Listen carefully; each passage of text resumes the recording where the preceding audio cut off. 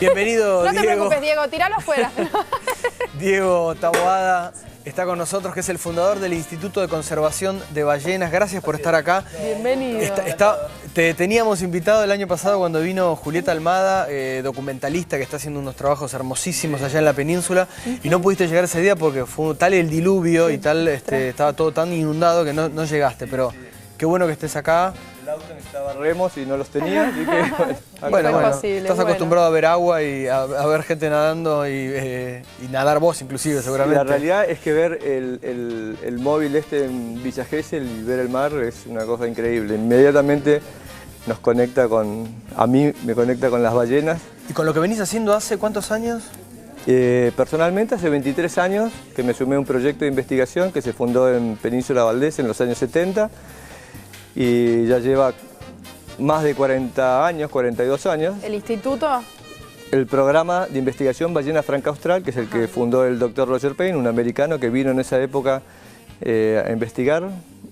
Sabía que había ballenas y con el tiempito él descubrió cómo identificar una ballena de otra por las callosidades que tienen, vieron esas marcas blancas que tienen las ballenas. Sí. Y a partir de ese patrón de callosidades, bueno, año a año tomamos miles de fotografías que nos permiten saber quién es quién en esta población de ballenas. Esa es como la huella digital, ¿no? Exactamente, exactamente. De la ballena. No varía, cada individuo tiene una distribución particular que no se altera a lo largo del año y bueno, así conocemos ya 4 generaciones de ballenas y nuestro catálogo tiene más de 2.800 ballenas identificadas. ¿Y las fotos las sacan siempre desde los mismos lugares? Las fotos se toman, digamos, con un avión, se vuela todo el perímetro de la península, son 500 kilómetros de relevamiento aéreo. Cuando encontramos un grupo de ballenas a una altitud de 100 metros, 70 metros, se empieza a dar vueltas en círculo y hay un fotógrafo especializado con un estómago bien fuerte para resistir toda esa fuerza que hay que hacer. Y se toman, bueno, literalmente miles de fotografías, 6.000, 7.000 fotografías que después se analizan. Después las tienen que ir estudiando porque en el momento no se dan cuenta. Exactamente. Ahora, el trabajo de esta ballena, esta foto de esta ballena, es la misma que sacamos hace...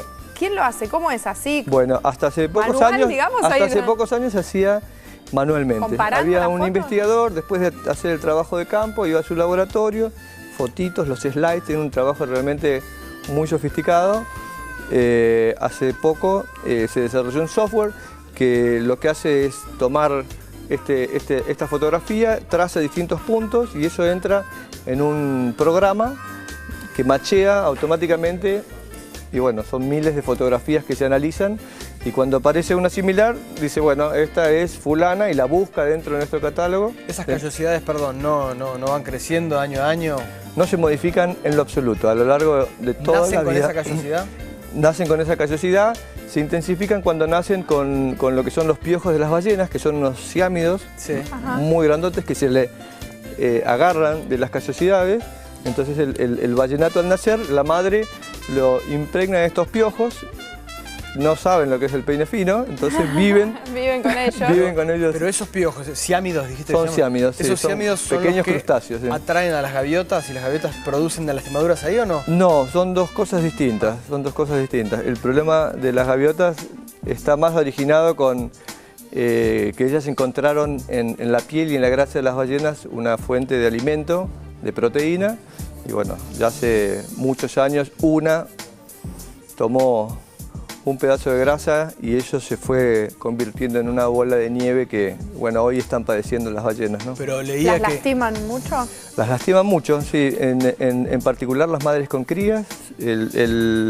Nosotros hace casi 20 años que monitoreamos esta relación entre gaviotas y ballenas y, bueno, algunos datos particulares son que el 80% de las ballenas en Península Valdés tienen lesiones de picotazos.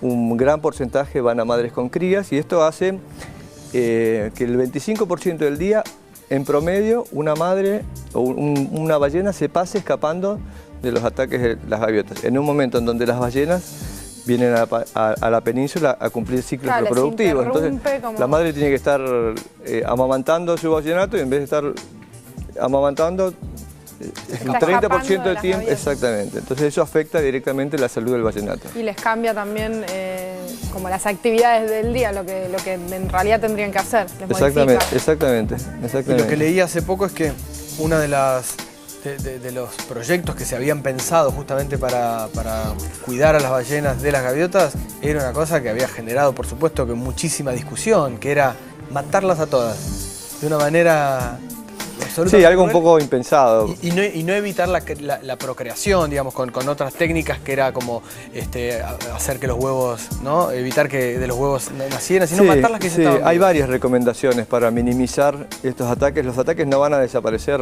No, una cuestión natural. en toda la vida, salvo que, como mencionaste vos, se eliminen todas las gaviotas. En Península Valdés hay, no sé, 11.000, 12.000 pares de gaviotas, o sea, es imposible, es una especie autóctona. El problema radica, digamos, en cómo se originó este problema. O sea, si bien una gaviota aprendió a alimentarse con el tiempo, el descarte pesquero y el mal manejo de los basurales crearon una fuente de alimentación artificial, antrópica, y eso hizo que la población de gaviotas crezca exponencialmente y que haya cada vez más gaviotas teniendo este comportamiento. La solución inmediata, dicen para los que están viendo esto, es bueno, matemos a la gaviota. La gaviota en realidad es el emisario, es el que viene a decirnos que hay que manejar mejor los residuos, que hay que ver qué pasa con los descartes pesqueros, que hay que ver qué pasa con la contaminación, que hay que ver qué pasa con un montón de problemas que afectan a las ballenas. Estamos acostumbrados a pensar en ballenas y en una postal fantástica, que es cierto, porque la verdad que tanto a mí como a miles de personas nos cautivaron y nos movilizaron. Es una especie que te moviliza lo que tiene que ver con la conservación, pero detrás de las ballenas hay un montón de amenazas y un montón de situaciones que son las que nos ocupan, digamos, dentro del instituto, en esto de modificar hábitos Claro. que tiene que ver con el cuidado de la naturaleza, ¿no? De los océanos. Sí. Hablaste de 4 generaciones de ballenas que ya conocen. Sí. ¿Cuántas generaciones pueden llegar a convivir? Todas. ¿Las 4? Todas. O sea, Todas. el ciclo de la Todas. ballena puede permitir que tenga hasta 4 generaciones. No, bueno. ¿Tiene tatarabuela? Hay un ballenato que depende, tiene... Depende de cuánto viva una ballena. A ciencia cierta no sabemos cuánto viven hoy. Sí, sabemos que viven 70 años porque conocemos animales que cuando los empezamos a fotografiar en el 70 eran jóvenes, estaban con un ballenato, las madres empiezan a tener su primer cría a los 9 años. Podemos estimar y hacer algunas comparaciones. Lo cierto es que en especies similares se han encontrado indicios de que las ballenas viven más de 200 años. Entonces, bueno, es una especie que hay que tenerle mucho respeto, hay que darle tiempo de recuperación. Las ballenas francas fueron las más cazadas en esto de generar grasa para iluminar Europa. O sea, ¿Por qué? Por ¿Cómo es eso? ejemplo. Porque con la grasa de las ballenas se hacía, digamos, el aceite para las lámparas.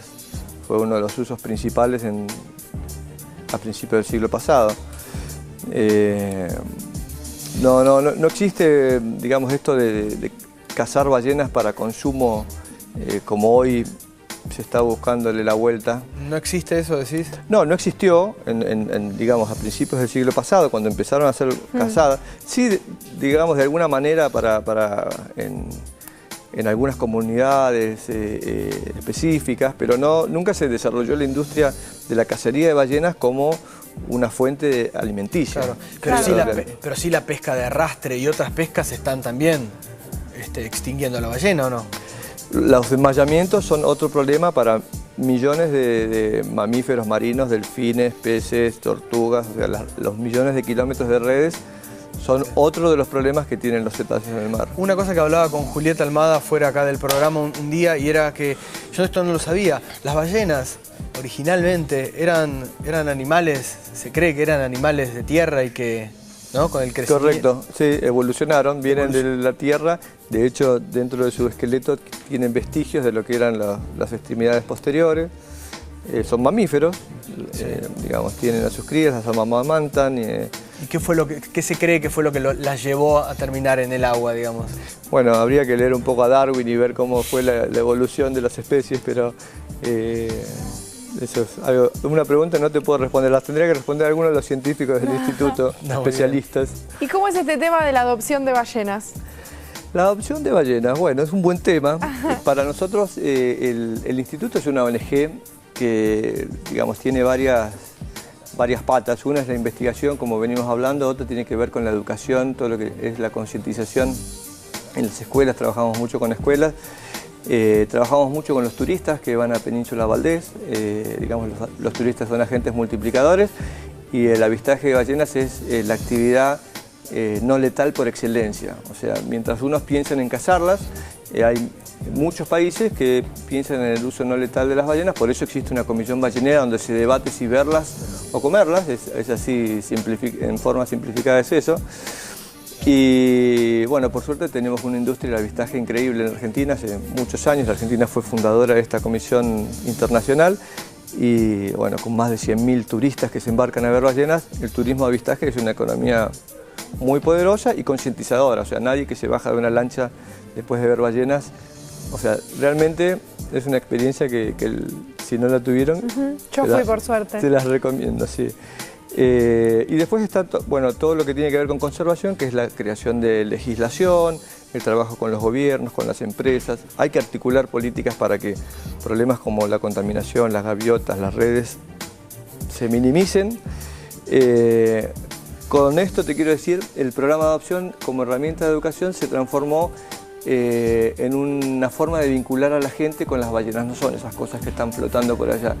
Son Antonia, son Casiopeia, son Josephine, digamos, tienen nombres, tienen historias muy lindas de vida que nos enseñan un montón de cosas, de lo que hace una especie a un mamífero del mar. Y con el programa de adopción lo que buscamos es que la gente se sume a la organización y se comprometa de alguna manera adoptando una ballena de manera simbólica, claro, obviamente. No te la tendrías que llevar a tu casa. No te la tendrías que llevar a tu casa. No la vas a tener que alimentar porque come sería mucho. Tremendo. Porque sería tremendo. Pero bueno, yo quiero en este momento, así como forma de agradecimiento, sé que están por cumplir muchos años muchos programas. Mañana cumplimos 400 programas. Les quiero entregar una adopción en forma simbólica. Muchas para gracias. Alfonsina. Ballena franca austral, certificado de adopción. Vivo en Argentina. ¿A dónde estoy? Allá. No, acá estoy. Alfonsina se llama. Alfonsina, y ahí está con su cría, ¿no? Con su ballenato. Exacto, Alfonsina es una ballena muy prolífica, ha tenido más de 10 crías desde que la conocemos.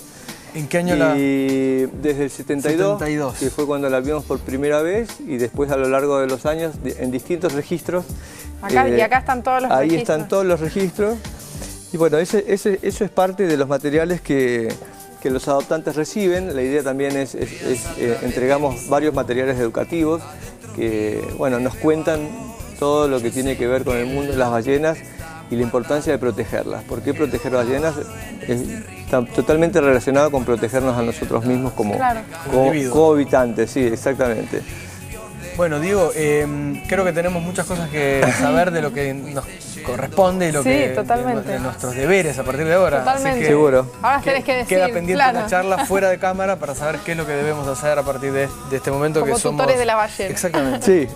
Bueno, dale, gracias. Bueno, muchísimas gracias. No, gracias a ustedes. Por el trabajo que vienen realizando. Por favor, gracias por la invitación. Gracias. Muchas gracias.